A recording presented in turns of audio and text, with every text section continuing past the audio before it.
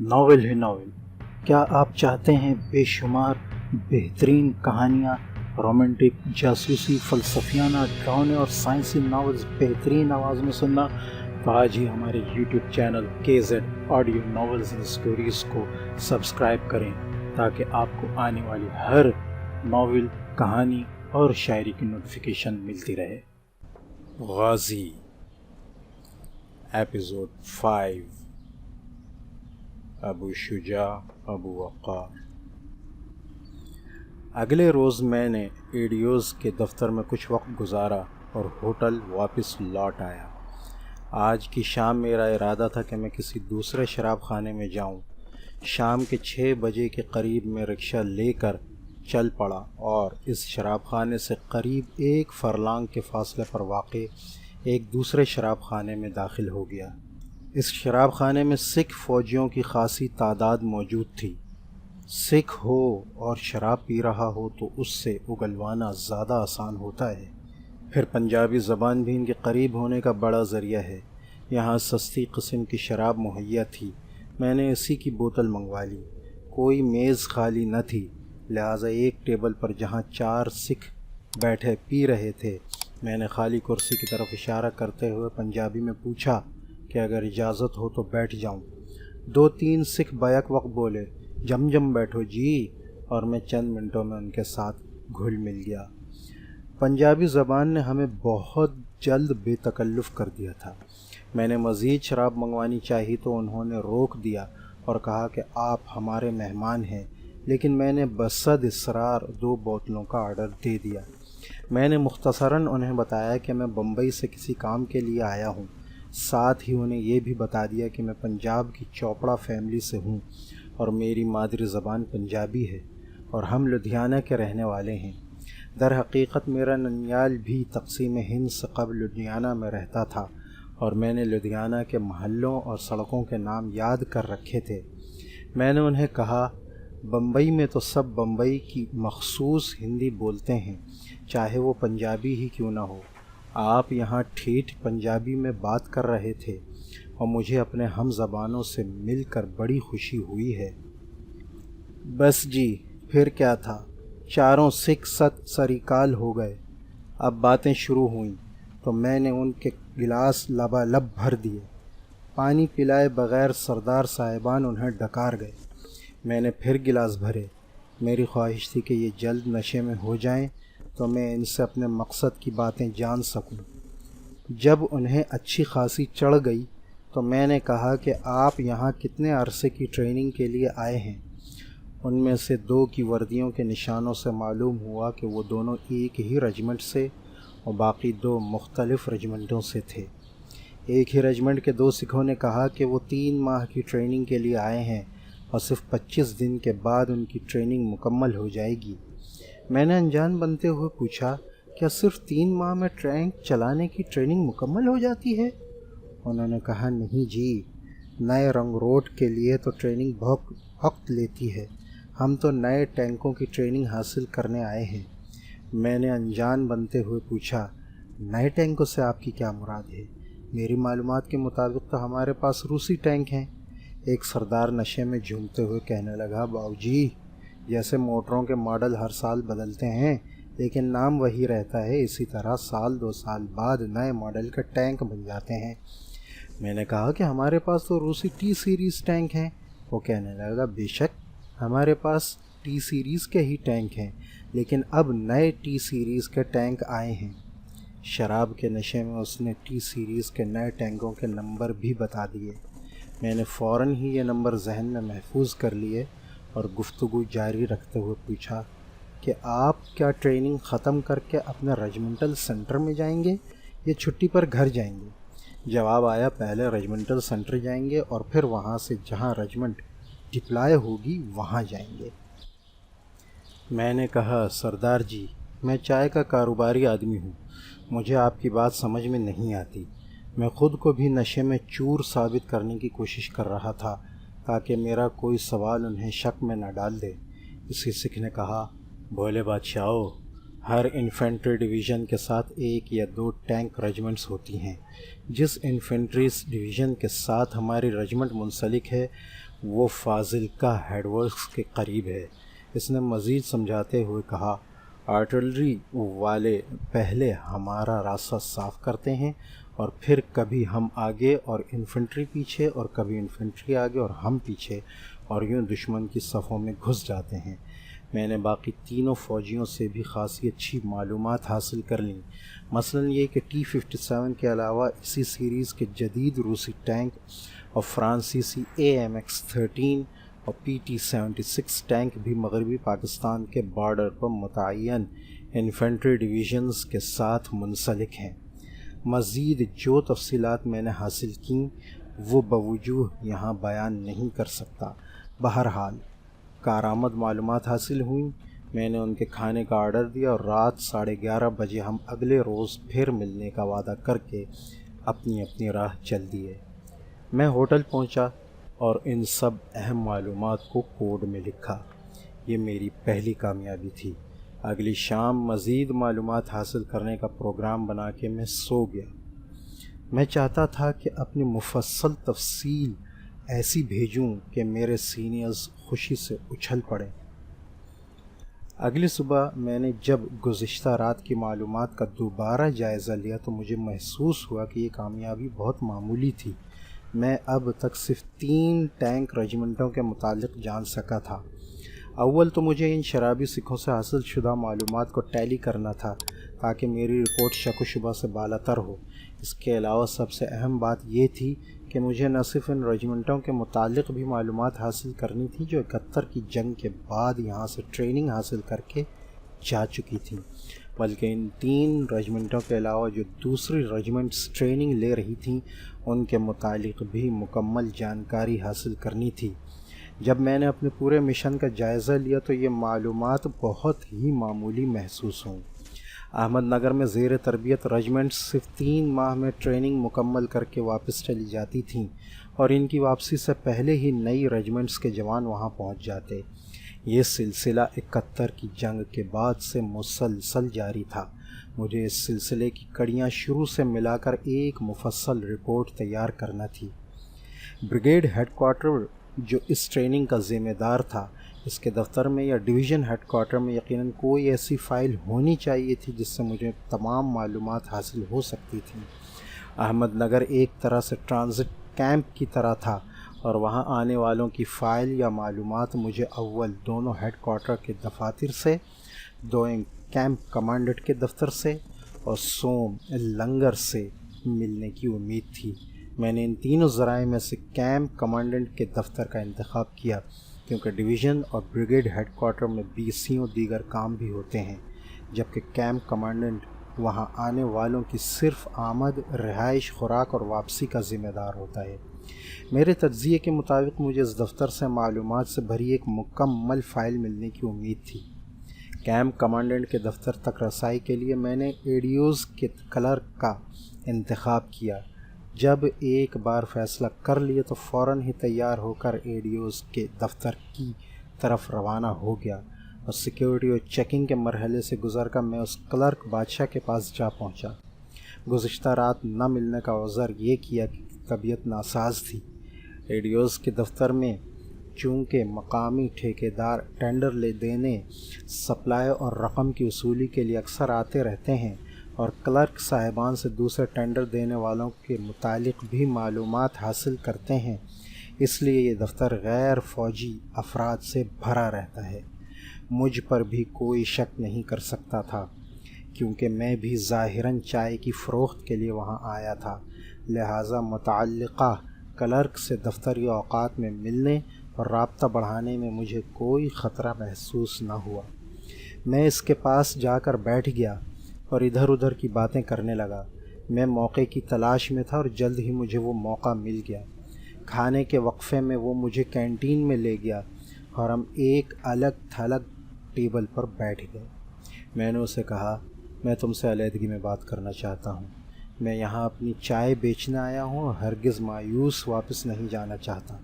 تم نے اس سے پہلے ملاقات میں کہا تھا کہ بغیر روابط بڑھائے اور افسران کو خوش کیے کام نہیں ہو سکتا، مجھے کھل کر بتاؤ کہ یہاں کن کن کو خوش کرنا پڑے گا۔ وہ کہنے لگا، آپ یہ تو جانتے ہی ہوں گے کہ جہاں ایک ہی چیز کی سپلائی کرنے والے کئی ہوں تو پھر افسران کی خوشنودی تو حاصل کرنا ہی پڑتی ہے۔ یہاں پر اے ڈی اوز اور ڈی اے ڈی اوز کے علاوہ لنگر انچارج اور میں نے فوراً ہی لقمہ دیا کہ کیمپ کمانڈنٹ کو بھی خوش کرنا ہوگا۔ اس نے اس بات میں سر ہلایا۔ میں نے اسے کہا کہ یہ سب میں تمہارے ذمہ لگاتا ہوں کہ مجھے لنگر انچارج اور کیمپ کمانڈنٹ سے ملوا دو۔ اگر میں اپنی چائے یہاں فروخت کرنے میں کامیاب ہو گیا تو اس کا سہرا تمہارے سر ہوگا اور تم بھی بہت فائدے میں رہو گے۔ یہ کہتے ہوئے میں نے 2000 روپے چپکے سے اس کے ہاتھ میں تھما دیا۔ وہ پہلے تو انکار کرتا رہا، لیکن اس کا انکار محض رسمی تھا۔ میں نے ذرا زور دیا تو اس نے وہ روپے جیب میں ڈال لیے۔ میں نے اسے کہا کہ یہ محض پیشگی ہے، تم میرا کام کرو اور میں تمہیں مستقل خوش کرتا رہوں گا۔ اس نے مجھ سے سوال کیا، آپ کے کہنے کے مطابق آپ کی چائے کی کوالٹی بہت اعلیٰ ہے اور قیمت کم۔ اگر آپ کو چائے سپلائی کا آرڈر مل جائے تو آپ کو سپلائی برقرار رکھنے کے لیے کچھ لوگوں کو ہر 3 ماہ بعد خوش کرنا پڑے گا۔ اس طرح تو آپ کا منافع نقصان میں بدل جائے گا۔ میں نے ہنس کر کہا، یہ کاروباری راز ہے، لیکن میں تمہیں بتا دیتا ہوں کہ میں آہستہ آہستہ اپنی چائے کی کوالٹی کم کرتا جاؤں گا اور غیر محسوس انداز میں یہ نقصان نفع میں بدل جائے گا۔ میں نے اسے کہا کہ میں اپنے ایک بڑے کاروباری خاندان یعنی چوپڑا فیملی سے ہوں اور ہم کو سمجھایا گیا ہے کہ ہر کام میں فوری منافع کا نہ سوچو، بلکہ اگر شروع میں کچھ نقصان بھی اٹھانا پڑے تو اٹھاؤ، کیونکہ یہی نقصان بعد میں بڑے منافع میں بدل جاتا ہے۔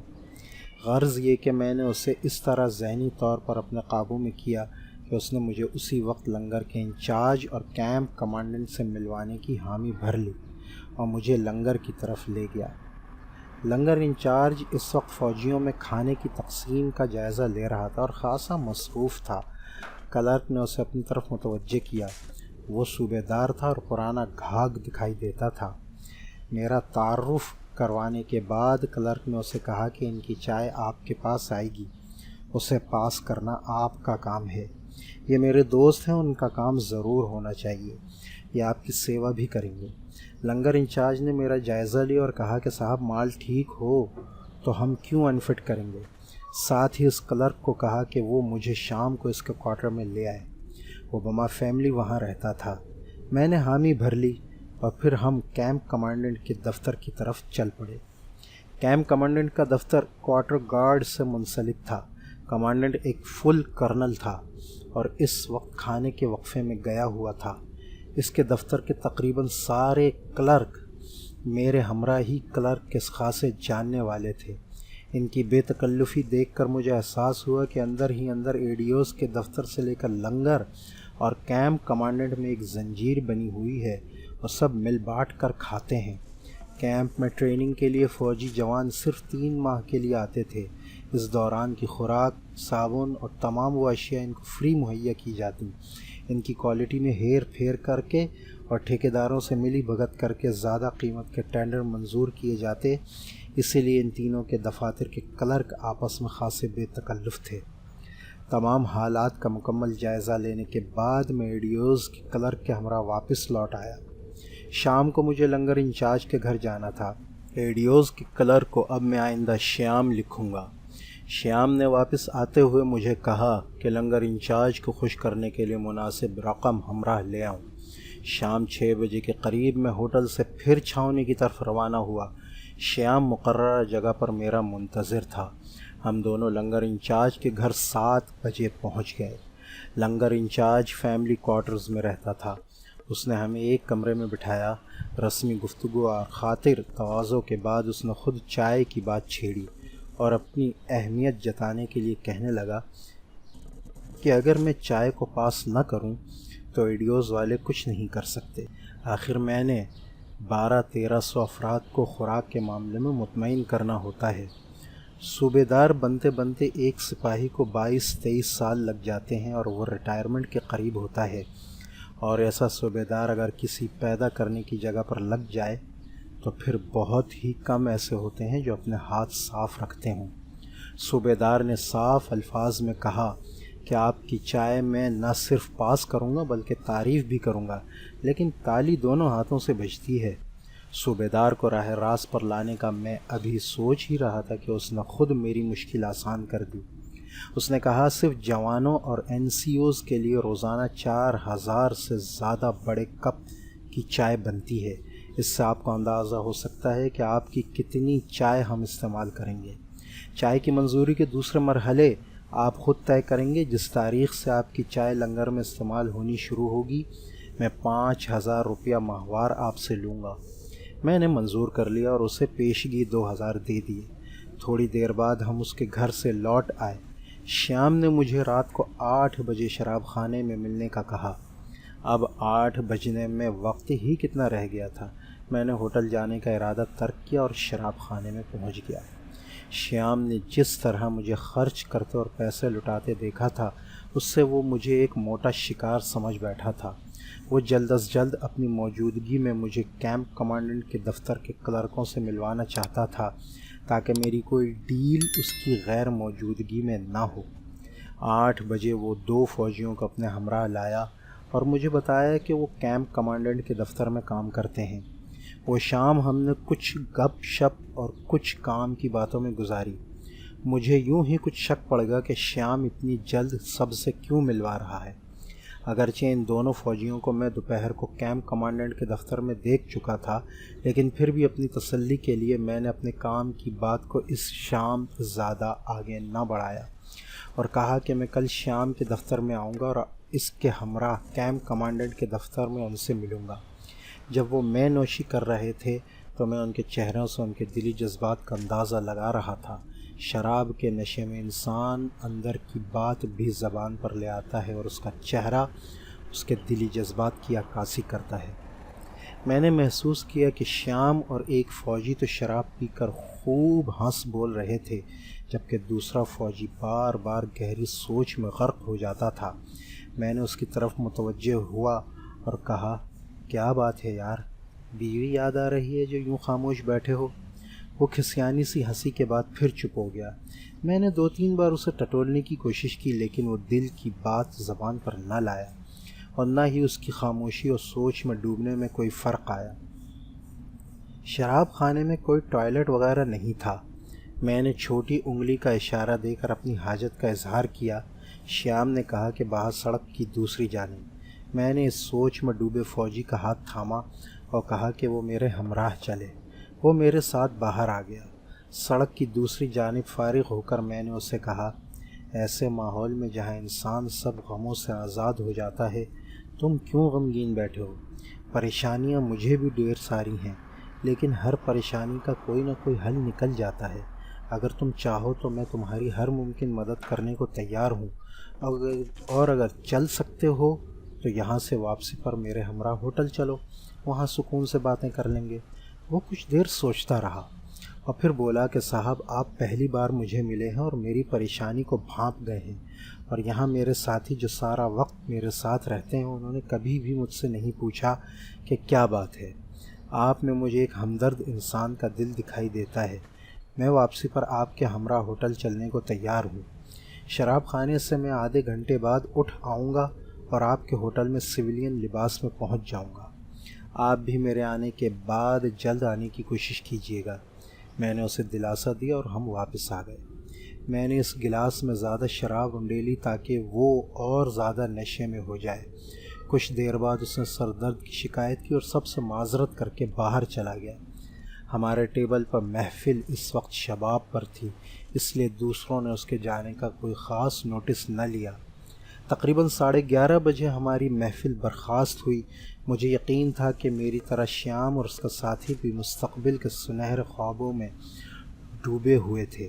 یہاں پر میں ایک مختصر سی وضاحت کرنا چاہتا ہوں۔ سوائے بنگال اور مدراس کے دور دراز دیہاتوں کے جہاں مقامی زبان بولی جاتی ہے، سارے بھارت کے شہروں اور افواج میں جو زبان بولی جاتی ہے وہ ایسی اردو ہے جس میں بمشکل 30-40 الفاظ سنسکرت کے شامل کیے گئے ہیں۔ ٹھیٹ اور کڑک سنسکرت صرف سیاسی جلسوں میں ہی استعمال ہوتی ہے۔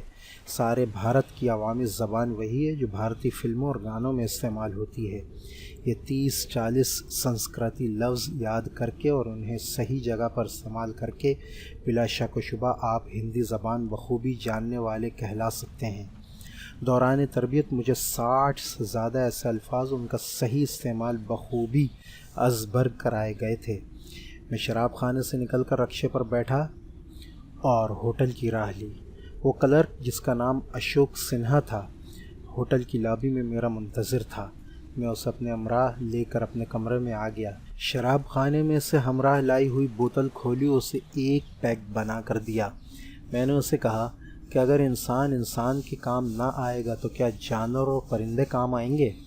میں نے اسے کہا کہ میں بالکل اکیلا ہوں، اپنی ضرورت سے زیادہ آمدنی ہے، بمبئی میں رہائش ہے، کاروبار بڑھنے کے لیے یہاں آیا ہوں، پنجابی ہوں اور ذات پات پر یقین نہیں رکھتا، انسان دوست ہوں، تمہیں پریشان دیکھ کر نہ رہ سکا اور تمہیں یہاں بلا لیا۔ اب صاف صاف بتاؤ کس بات نے تمہیں پریشان کر رکھا ہے؟ جو کچھ بھی میرے بس میں ہوا میں تمہارے لیے کروں گا۔ شراب کے نشے میں اشوک ضبط کے سب بندھن توڑ بیٹھا اور دھاڑے مار مار کر رونے لگا۔ میں چاہتا تھا کہ وہ زیادہ نہ روئے، کیونکہ دکھ میں رونے سے نہ صرف سکون ملتا ہے بلکہ ڈھارس بھی ملتی ہے۔ میں اشوک کے بہت قریب بیٹھ گیا اور کہا، مرد رویا نہیں کرتے، تم مرد بھی ہو اور فوجی بھی ہو، تمہیں تو ہرگز رونا نہیں چاہیے بلکہ اپنی پریشانی کو دور کرنے کی تدبیر کرنی چاہیے، اور پھر میرا وعدہ ہے کہ تمہاری ہر ممکن مدد کروں گا۔ اسے تسلی دی تو وہ بولا، صاحب میرے پتا سورگ باش ہو چکے ہیں، میری 3 بہنیں ہیں اور صرف اس وجہ سے کسی کی بھی شادی نہیں ہوئی کہ میری آمدنی اس قدر نہیں کہ جہیز دے سکوں۔ سب سے بڑی بہن کی ایک جگہ سگائی ہوئی 2 سال ہو چکے ہیں، لیکن محض جہیز نہ ہونے کی وجہ سے پھیرے نہیں ہو پائے۔ اب لڑکے والوں نے سگائی توڑنے کی دھمکی دی ہے۔ ماتا جی اسی غم میں گھل گھل کر بیمار ہو چکی ہیں۔ میں نے ہر طرح سے کوشش کر کے دیکھ لیا لیکن کہیں سے رقم کا انتظام نہیں ہوا۔ میں ہر مشکل سے مشکل کام کرنے کو تیار ہوں لیکن اپنی بہن کی سگائی ٹوٹتے نہیں دے سکتا۔